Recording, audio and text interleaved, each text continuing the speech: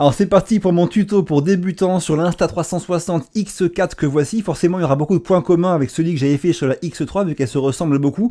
Mais il y aura quand même des différences assez importantes comme on le verra dans la suite de la vidéo, qui est d'ailleurs sponsorisée par Insta360. Un grand merci à eux. On commence tout de suite par la partie extérieure. Et le plus important, il est sur le côté ici, là il y a deux trappes. Première trappe, celle du bas, qu'on peut ouvrir avec deux ongles comme ça, ce qui est pour retirer la batterie. Batterie qui a une plus grande capacité que celle de la X3. En gros, quand on filme en 8K avec la X4, on a une autonomie qui est environ similaire à celle de la X3 en 5,7K. Et forcément, quand on prend du 5,7K sur la X4, on est largement au-dessus de ce que faisait la X3. Et enfin ici, on a l'emplacement pour la carte micro SD qu'on peut retirer avec l'ongle comme ça. Et moi, sur toutes mes caméras, j'utilise des cartes micro SD de la marque SanDisk. Je mets le lien sous la vidéo en description, c'est pas sponsorisé par eux, hein, mais c'est juste que ça marche bien et j'en suis content. Et par contre celle-ci là m'a été fournie avec la X4 et c'est une carte micro SD de chez Insta360 qui fait 512 Go, ce qui a un bon petit stockage pour la X4 avec son 8K. C'est vraiment ce style de capacité que je vous conseille, 256 ou 512 Go pour la 8K, vous serez vraiment tranquille pour filmer pendant plusieurs jours sans vous inquiéter d'avoir une carte SD pleine. On ferme la trappe et là, point super important, quand on la ferme, faut bien vérifier que les deux témoins orange disparaissent, sinon ça peut vouloir dire qu'elle est mal fermée et de l'eau pourra rentrer quand vous irez sous l'eau. C'est valable aussi pour la trappe qui est au-dessus, qui sert à accéder à la prise USB-C, d'ailleurs qui est l'USB-C 3.0 et non pas 2.0 comme sur la X3, ce qui permet un transfert de fichiers entre la caméra et un smartphone, une tablette ou un PC ou Mac, plus rapide que ce que faisait l'USB 2.0. On la referme, là pareil, on vérifie bien que le petit témoin orange disparaît. L'autre côté, on a deux boutons ici, bouton de marche arrêt et bouton de choix des presets, on verra ça après quand on verra les menus. En façade, on a encore deux boutons en bas dont on parlera après quand on verra les menus. L'écran qui fait 2,5 pouces, donc plus grand que celui de la X3 et qui est en Corning Gorilla Glass, un verre plus résistant que celui de la X3 aussi. Et enfin 4 micros, 2 sous chaque objectif et puis 2 sur la tranche de la caméra. Et ce qu'on voit là, ce sont deux petits accessoires adhésifs qu'on peut venir coller autour des micros. Et après, on vient y scratcher quand on en a besoin. Une mousse anti-vent et ça réduit vraiment les bruits du vent. Ça marche vraiment très bien, je trouve. C'est un truc dont je suis vraiment très content et que je peux laisser aussi quand je mets la X4 dans son caisson étanche. On parle de ça maintenant rapidement. La X4, tout comme la X3, est étanche à 10 mètres, donc on peut aller sous l'eau avec ou faire des sports nautiques style kite ou comme ça avec la X4 sans craindre qu'elle prenne l'eau, du moment qu'on a bien fermé les deux trappes, comme on a vu tout à l'heure. Cela dit, pour faire une image 360 assemblée complètement sous l'eau, il faut forcément un caisson étanche. On ne peut pas lutter, c'est à cause de la diffraction des rayons de lumière. Sous l'eau, on peut s'en servir en lentille unique, comme ça, pour filmer d'un côté, mais en 360, il faudra vraiment avoir un caisson étanche. Et comme elle est plus grosse que la X3, le caisson étanche de la X3 ne va pas sur la X4 et moi j'ai celui de la X4 qui est ici. Alors il y a quatre petits taquets là qu'on ouvre pour pouvoir ouvrir ce caisson étanche et dedans on vient y insérer comme ça sur le côté des inserts anti-buée. C'est indispensable, la caméra va chauffer dedans vu que c'est étanche et sinon il y aura de la buée qui va se former sur les ici là et on ne verra rien du tout. Donc mettez bien ces inserts anti-buée qui sont fournis dans le pack pour ceux qui prendront ce caisson étanche. Une fois qu'on a mis ces inserts anti-buée, si toutefois j'y arrive, on vient insérer la caméra et ce qui est important c'est qu'il faut la passer d'abord en mode boîtier de plongée. Ce mode permet d'avoir l'écran tactile qui ne marche plus et de commander la X4 exclusivement avec les boutons. Tout est expliqué sur la notice qui vient avec le coffret. On fait on-off avec le bouton on-off et après on enregistre et on arrête l'enregistrement avec le bouton ici preset. Bref, ça marche très très bien et on n'a pas à se servir de l'écran tactile.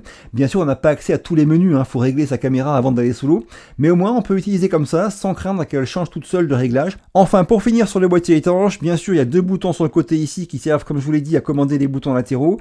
Et ce qui est très important, c'est que ça en fait, ça équivaut vraiment à l'objectif de la caméra. Donc si c'est rayé, l'image sera pourrie. Donc pensez bien à garder ces deux petits dômes là vraiment propre, dedans comme dehors, avec un petit chiffon qui est aussi fourni dans le pack, bien le nettoyer et ne pas le rayer surtout, donc ne posez pas ça sur des galets ou sur du sable, tout le temps dans le petit pochon qui est fourni pour en prendre soin. Quand on a fini de plonger, quand on rentre à la maison, il est conseillé de laisser tremper le caisson étanche fermé dans de l'eau douce. Moi je le rince, en tout cas je le laisse fermer et je le rince. J'ai pas trop envie de rincer l'intérieur parce que sinon l'eau douce en séchant va laisser un peu de calcaire et faire des traces. Donc si dedans j'ai pas eu d'eau salée, je ne rince pas l'intérieur, je ne rince que l'extérieur. En tout cas, encore une fois, ça coûte un petit peu cher, mais c'est vraiment top. Prenez-en soin, et comme celui de la X3, celui-là il est invisible, c'est-à-dire que on ne voit pas la couture du caisson étanche. C'est vraiment une image 360 qui est exploitable totalement, à condition qu'on soit pas trop près de la caméra sur la tranche comme ça, bien évidemment, hein. Mais sinon, le boîtier étanche est invisible à l'image et c'est vraiment top. Alors un petit point super utile, et celui-là, chaque fois j'oublie d'en parler, mais pour une fois j'y pense. Il est possible que vous ayez besoin de monter la X4 sur une accroche GoPro et pas sur un pas de vis. Dans ces cas-là, il faut un accessoire qui est ici, là, j'en ai plusieurs, des comme ça, en aluminium, je vous mettrai le lien sous la vidéo pour ceux qui sont intéressés. Et ensuite, on vient visser ça ici, et on peut accrocher comme ça la X4 sur un support GoPro, en y mettant la vis qui va bien. Bref, ça marche bien, mais cela dit, ce qui est super important, c'est qu'une fois qu'elle est accrochée, dans le support GoPro, il est possible que la caméra vienne comme ça un petit peu des fois tourner s'il y a beaucoup de pression, si c'est une perche qui est assez longue. Et ça, on veut pas qu'il y ait ça parce que sinon on verra la perche. Et c'est aussi valable pour le boîtier étanche de la X4, hein. Il a aussi un support GoPro en dessous.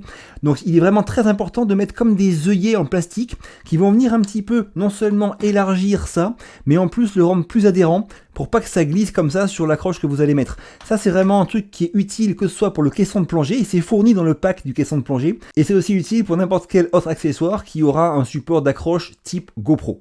Courte pause comme d'hab, si la vidéo vous est utile ou agréable, pensez bien à me le dire en commentaire, à me défoncer le bouton like, à la partager à vos proches ou à vous abonner, ça m'aide beaucoup. On y retourne. Avant de parler des menus de la caméra, un point qui est vraiment crucial, un caméra 360, deux objectifs qui sont un peu bombés, donc qui sont fragiles. Si vous la posez et qu'elle tombe, vous le rayez, c'est terminé, il faut la renvoyer en SAV, ça coûte plus de 100 € pour remplacer, je crois, un objectif. Donc il est vraiment primordial de les protéger tout le temps. Il y a différents styles de protection, une en caoutchouc qu'on vient vraiment mettre en forçant un petit peu là-dessus. Ça marche très bien, mais s'il y a un grain de sable dedans, vous allez rayer en forçant pour rentrer la protection, enfin la caméra dans la protection. Donc à vous de voir, mais moi ce que j'aime bien, c'est cette pochette qui m'a été fournie dans le pack que j'ai là, en néoprène. Hop, je mets la caméra dedans, et là au moins il n'y a rien qui force sur les objectifs. Il y a aussi une pochette dedans pour y caler un petit chiffon pour essuyer les objectifs, et aussi des cartes micro SD par exemple. Et pensez bien, pour finir, qu'il est vraiment aussi très important de bien essuyer chaque objectif avant de faire des prises de vue. La moindre trace de doigt, même pas forcément très visible à l'œil nu, va faire, s'il y a du soleil sur l'image, des traces un peu dégueulasses sur l'image. La X3 avait des protections d'objectifs pour éviter de les rayer, qui étaient un peu pénibles à mettre et à enlever, et ça a été modifié sur la X4. Elle a des encoches faites exprès sous chaque objectif, et après le protège objectif qu'on peut y mettre, il a un petit témoin orange, voilà, qui est ici, qu'on va venir mettre légèrement à droite du micro qui est sous l'objectif. On fait ça, et quand on a mis comme ça, après il n'y a plus qu'à tourner. On tourne et on insiste bien pour qu'à terme il y ait un petit clic et que le protège objectif finisse pile poil au niveau du micro. Là comme ça, il est bien calé. Donc si la caméra tombe, c'est lui qui prend et pas l'objectif. Donc ça c'est un truc qui est vraiment bien. Et notez qu'il y a deux styles maintenant de protection d'objectif. Il y a les standards et les premium. Les premium sont en verre et ils ont des propriétés optiques qui sont meilleures que les standards. Donc ça dépend de vos besoins, vos envies, votre budget comme d'hab. Mais ceux qui veulent s'offrir les meilleures protections d'objectifs, optez pour les protections premium. Alors bien sûr, pour allumer la caméra, ça se passe sur le côté ici en haut, bouton on-off. Voilà, donc au bout de 2 secondes en gros, comme vous avez vu, elle s'allume. Je vais baisser un petit peu l'expo pour que vous voyez mieux l'écran. Voilà, et là on va commencer à parler rapidement des menus. Alors les menus, c'est comme sur la X3 et comme sur toutes les caméras d'ailleurs de la marque, hein. On a en fait la page d'accueil principale. Il y en a en fait un à droite de l'écran, un à gauche, un en bas et un en haut. Donc on va commencer par celui qui est à gauche. Celui qui est à gauche, c'est pas compliqué, il sert à revisualiser tous les fichiers vidéo, photos que vous avez pris, soit comme ça en naviguant de haut en bas, soit en appuyant en haut à gauche. Ici on peut avoir une mosaïque pour naviguer plus rapidement entre les différents fichiers. On peut ici venir en sélectionner plusieurs et après supprimer ou mettre des favoris. Hop, ça j'annule. Et je vais venir en prendre un, par exemple celui-ci. Hop, on met play et le fichier se joue. Quand on appuie ici, on peut venir sur la barre de lecture, choisir d'avancer un petit peu le fichier. On peut aussi, pendant qu'on le joue, recadrer, enfin bouger l'image pour utiliser un peu la 360. Bref, on peut vraiment voir le fichier complètement et gérer ici le volume audio du fichier. Là c'est un petit peu trop fort par exemple, je vais baisser un petit peu le son, ce qui va pouvoir aussi économiser la batterie. Et enfin ici on a l'étoile pour dire que ce fichier là on le veut en favori. On a ici un petit topo en bas à gauche sur la définition et nombre d'images par seconde utilisées et bien sûr la durée du fichier. Ici on a l'icône pour forcer le téléchargement du fichier vers l'application, mais comme là j'ai pas connecté, pour l'instant c'est pas faisable. Et enfin on peut le supprimer ici si on le souhaite. On revient sur l'écran principal, ensuite en bas ici ici, si je slide, je peux avoir des réglages qui concernent le mode dans lequel je suis. Là, je suis en mode vidéo en 8K 30. Si je viens slider comme ça du bas vers le haut, je peux choisir une définition différente et un nombre d'images par seconde différent. Et je peux aussi le faire ça en appuyant juste sur 8K 30. C'est la même chose, hein. En fait, soit on appuie, soit on slide. Ici, on a à droite un menu qui va permettre de choisir tous les paramètres de l'image, non seulement l'exposition, automatique ou manuel, ici, hop. On va pouvoir choisir vraiment tous les paramètres d'exposition. Alors, vous avez vu, on peut choisir d'avoir un paramètre qui est en manuel. Là, j'ai mis les ISO donc à 200, je les ai verrouillés, hein, ils ne bougeront pas.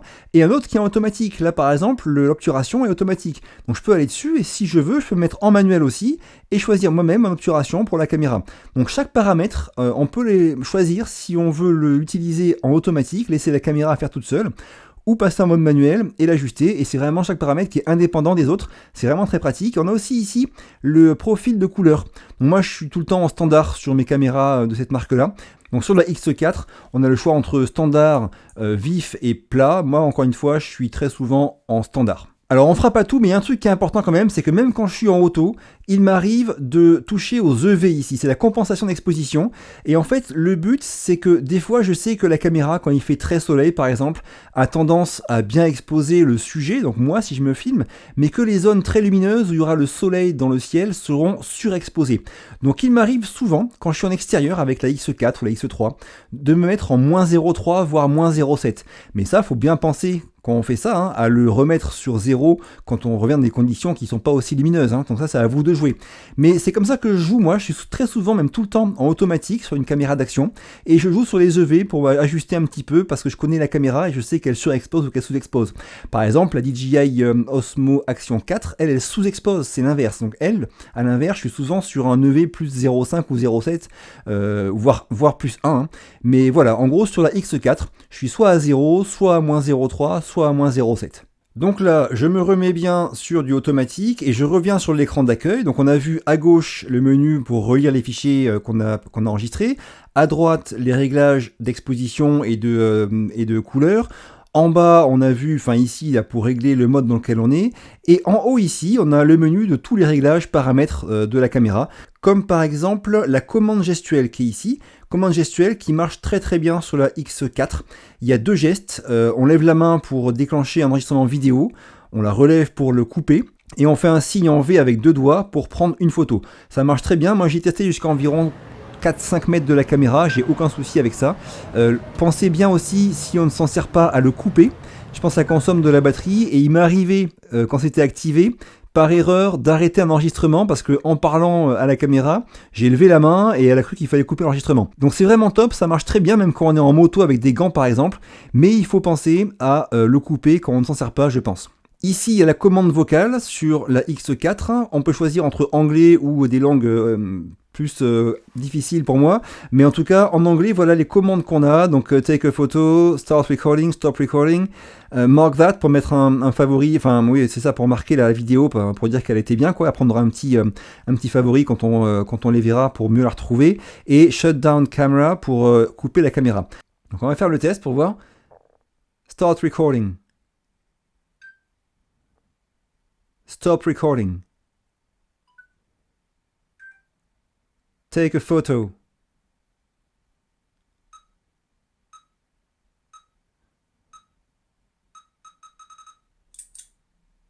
Voilà, donc ça marche bien, mais malheureusement, ce n'est que en anglais pour l'instant. Donc est-ce qu'il y aura du français plus tard? Je n'en sais rien. Alors ensuite, ici, on a un cadenas en haut qui sert à verrouiller l'écran. Donc là, il est verrouillé, il ne se passe rien. Mais en faisant ça, on garde bien les mêmes usages des boutons que si l'écran n'est pas verrouillé, d'accord? Donc les 4 boutons marchent et l'écran est verrouillé. Ça, c'est un mode qui est intéressant si on est en sport nautique, par exemple, d'accord? Pour le déverrouiller, on fait ça. Et ce mode, il est différent du mode boîtier étanche qu'on trouve ici. Dans ce mode boîtier étanche, on a aussi l'écran qui est verrouillé. Là, il ne se passe rien. Sauf que là, dans ce cas-là, on n'a que les 2 boutons latéraux qui marchent. pas ceci.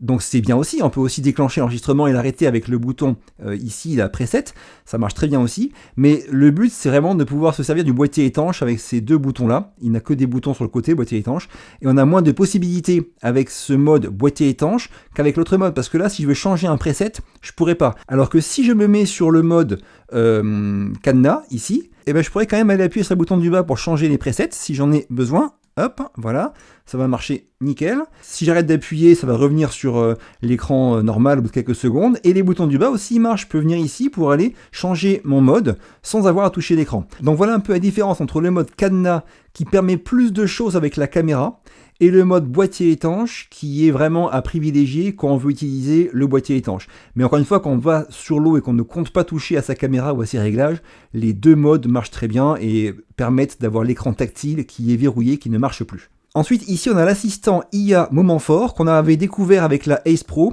En fait, la caméra va choisir toute seule des moments qui lui semblent intéressants dans les vidéos que vous prenez, de manière à pouvoir soit les repérer facilement, soit directement en faire des vidéos avec vraiment que le meilleur de ce que vous avez fait, quoi, d'accord ? Mais ça mange de la batterie aussi, donc ça c'est à vous de voir. J'en ai parlé en détail dans mon test de la Ace Pro. Je mettrai un lien sous cette vidéo en description pour aller voir pour ceux qui sont intéressés.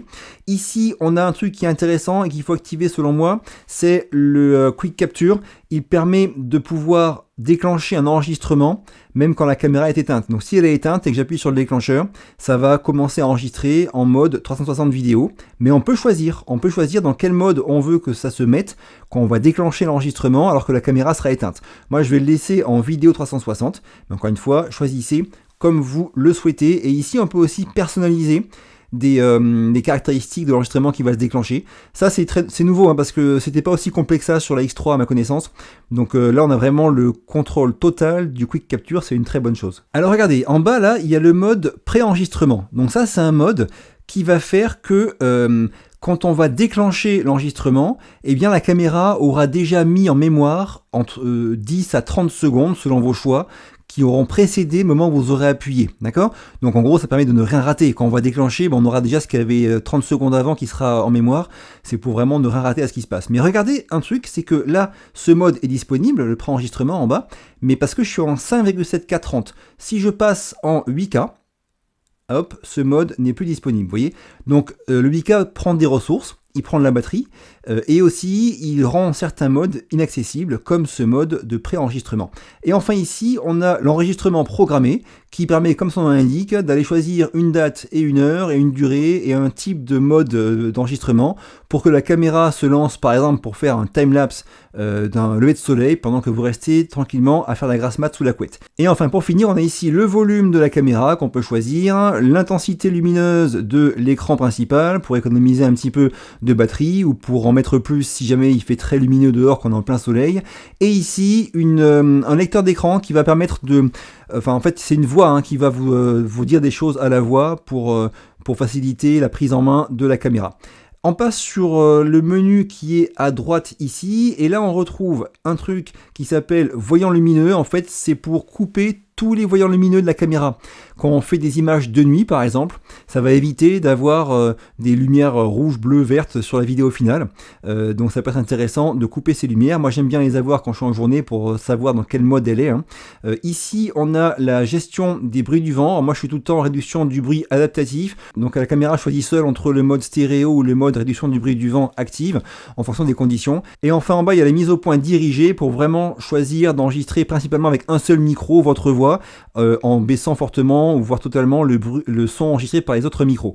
Voilà, je reviens sur ce mode là avec le bruit adaptatif et on passe sur l'écran suivant qui est, donc ça on l'a vu, boîtier de plongée. Ici il y a pour associer des écouteurs. On peut comme ça associer à la X4 des appareils Bluetooth, par exemple des AirPods en l'occurrence, pour pouvoir s'en servir quand on parle à la caméra. Ça prendra le son de votre voix que les AirPods auront capté. Alors il était possible au début sur la Ace Pro d'utiliser un DJI Mic 2 en termes de prise de son, et ça a été retiré ensuite et ça n'a pas été remis. Donc là la X4 ça ne marche pas avec les DJI Mic 2 en mode sans fil, hein. Si bien sûr on vient brancher un micro externe avec l'adaptateur qui est fourni sur la prise USB-C en mettant le récepteur ici et qu'on a l'émetteur sur soi, ça marchera. Mais quand on veut utiliser le DJI Mic 2 avec l'émetteur tout seul en Bluetooth sans brancher quoi que ce soit sur la X4, eh bien on ne pourra pas le faire.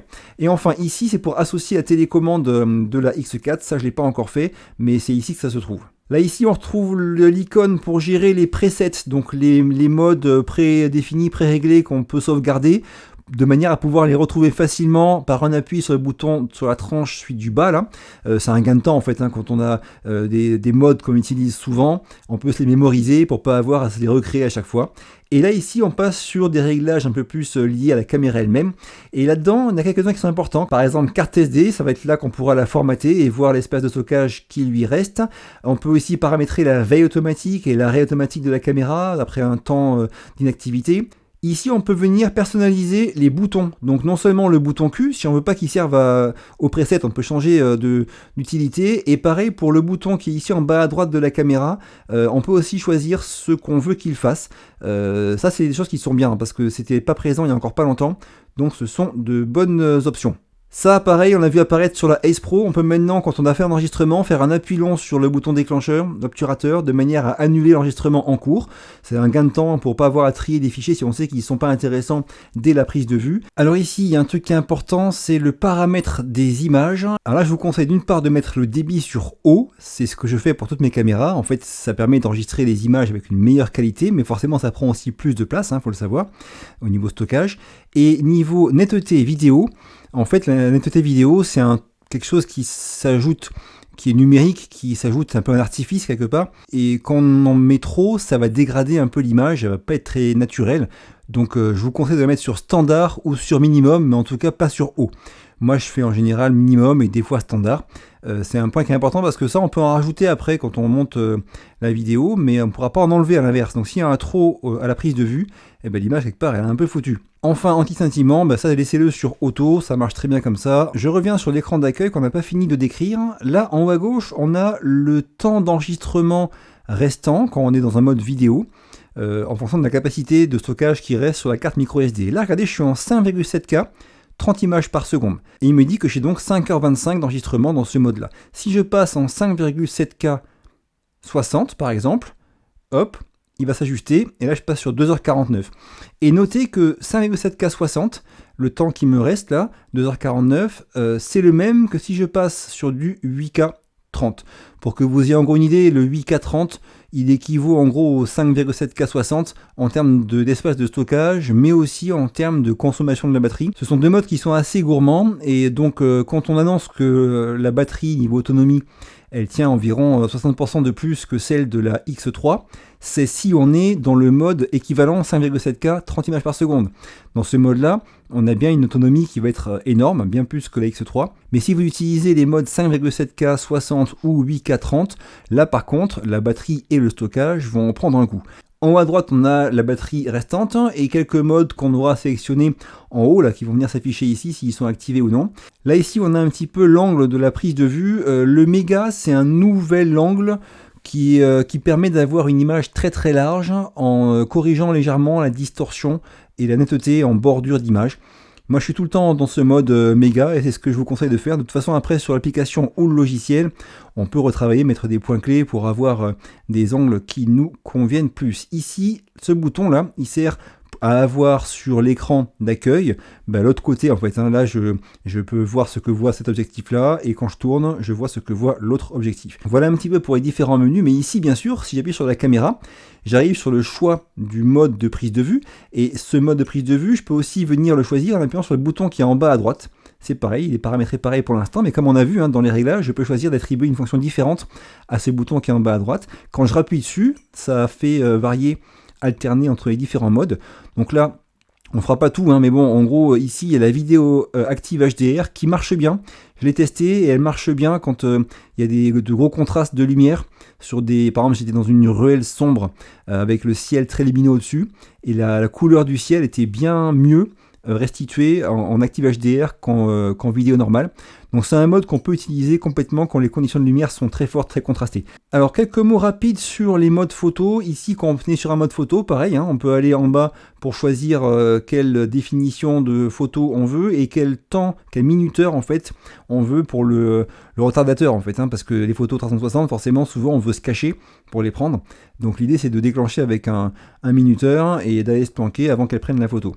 Et on a sur la X4 donc le mode 72 millions de pixels qui marche très bien, hein, et là pour le coup en photo il marche vraiment très bien parce que si jamais c'est pas assez lumineux, le temps de pause va augmenter. Bref, c'est un mode que je ne peux que vous encourager à utiliser. Je vais passer maintenant sur le mode photo HDR. Et là en photo HDR, en fait ça va être encore mieux fait pour compenser les scènes qui sont très contrastées en lumière. Et là encore, ça marche bien, hein, pas de souci par rapport à ça. Intervalle donc pour prendre un timelapse, donc ça va prendre des photos à intervalles réguliers, on pourra bien sûr tout choisir, hein, l'intervalle entre les photos ainsi que la définition de chaque photo prise pour l'intervalle, et après on aura donc plein de photos qui seront prises, on pourra les assembler pour en faire une vidéo plus tard. Ici, on a le mode rafale. Là, ça peut être intéressant pour prendre plein de photos consécutives.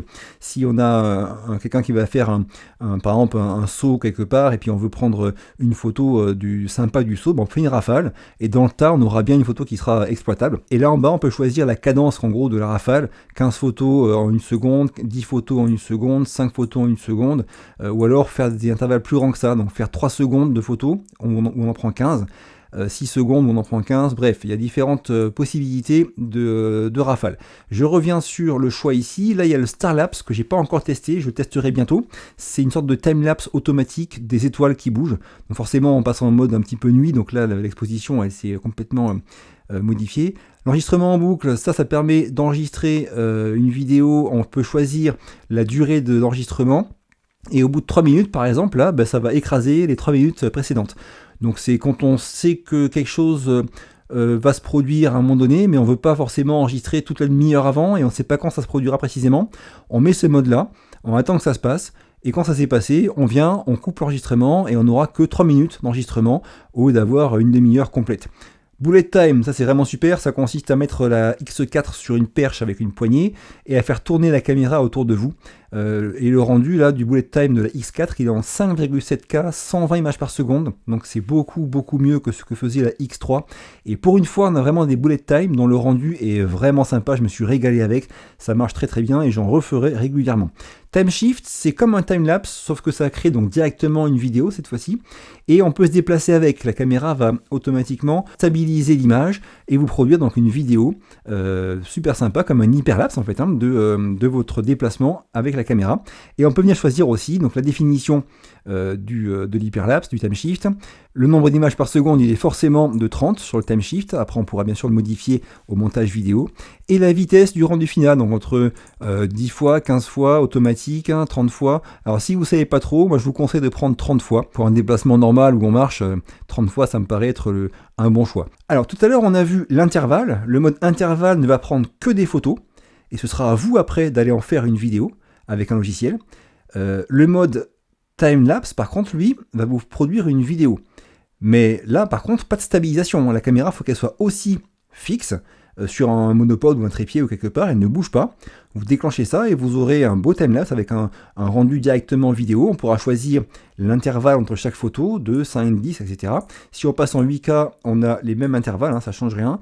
Et en 5,7K, on peut avoir accès au 0,5 ou 1 seconde. Donc le 0,5 ou le 1 seconde d'intervalle ne sont disponibles qu'en 5,7K. Donc là, le but, c'est encore une fois, c'est vraiment d'avoir la caméra qui est fixe, qui ne bouge pas, qui prend un timelapse, comme sur le mode intervalle, sauf qu'après, elle va vous assembler directement une vidéo dans laquelle vous pourrez mettre des points clés pour naviguer.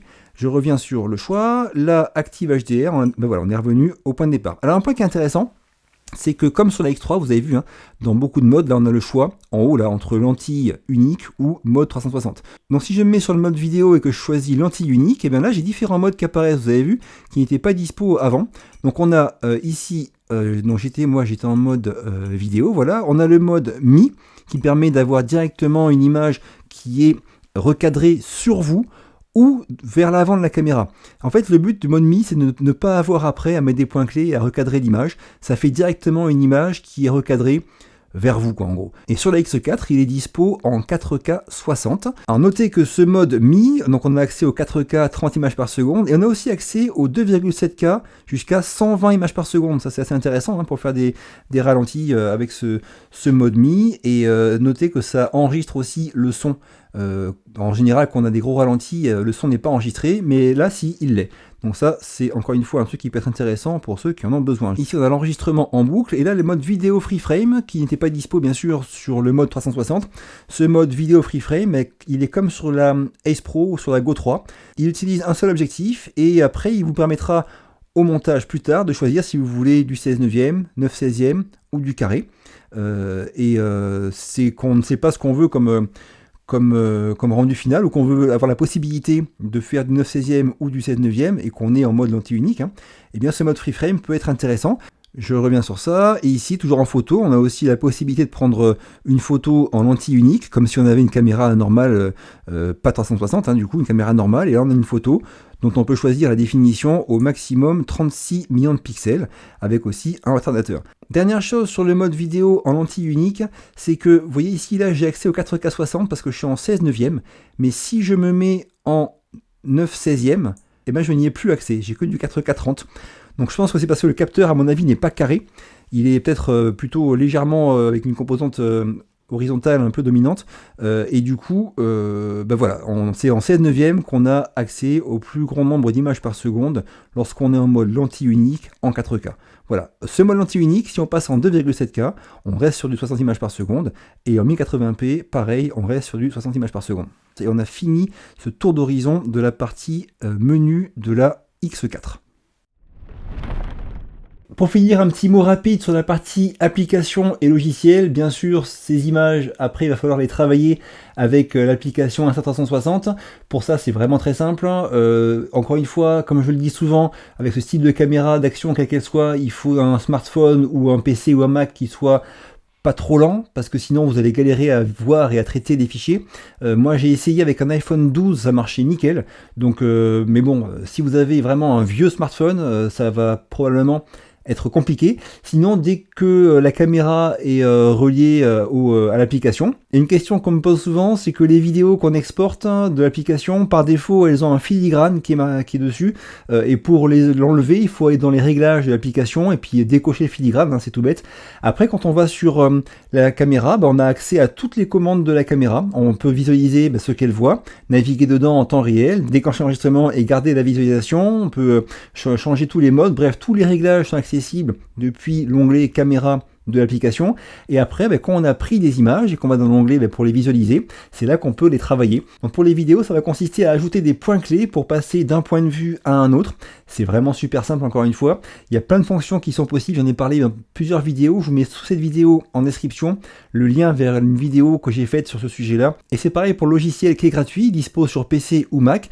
Il marche très très bien aussi. Il y a des choses qui sont en plus, d'autres qui manquent par rapport à l'application. J'en ai fait différents tutos dédiés, donc je mets encore une fois le lien sous la vidéo. Mais il y a un truc qui est nouveau, qui vient d'arriver, c'est la possibilité sur le logiciel d'avoir maintenant un montage, de faire un montage vidéo, donc d'assembler, de mettre bout à bout différents plans pris avec une caméra comme la X4, de les recadrer un par un pour choisir les points de vue, mais après de les assembler, mettre une musique et faire un petit montage vidéo. C'est maintenant possible, j'en ferai une vidéo dédiée très bientôt. Bref, ceux qui ont des questions sur l'application et sur le logiciel, vous aurez les réponses sous la vidéo en description et bientôt dans un tuto dédié au logiciel. Alors pour ceux qui n'ont pas encore vu mon test de la X4 et qui ont des questions encore dessus, je vous mets son lien ici. Ceux qui partent bientôt en voyage avec une caméra 360, quelle qu'elle soit, et qui veulent progresser pour faire de belles images, je vous mets cette vidéo ici qui vous aidera. Et enfin, si la vidéo vous a plu ou été utile, pensez bien à me le dire en commentaire, à me défoncer le bouton like, à la partager à vos proches ou à vous abonner. Ça m'aide beaucoup. Je vous quitte, à très vite et d'ici là, bougez-vous purée. Bougez-vous.